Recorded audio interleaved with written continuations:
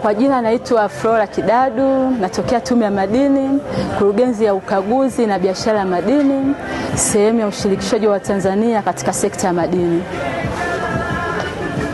Sisi kama sehemu ya ushirikishwaji wa Tanzania katika sekta ya madini, tunayo majukumu mengi, lakini baadhi ya majukumu ni kuhakikisha ajira na mafunzo yanatolewa kwa Watanzania.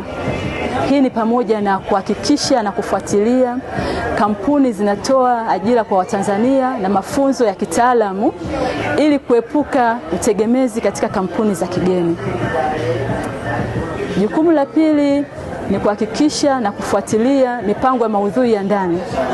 Hii ni pamoja na kukagua mipango yote inayowasilishwa na kampuni, wenye leseni, wakandarasi pia wadogo, kuona kama sheria, kanuni na taratibu za maudhui ya ndani zinafuatwa.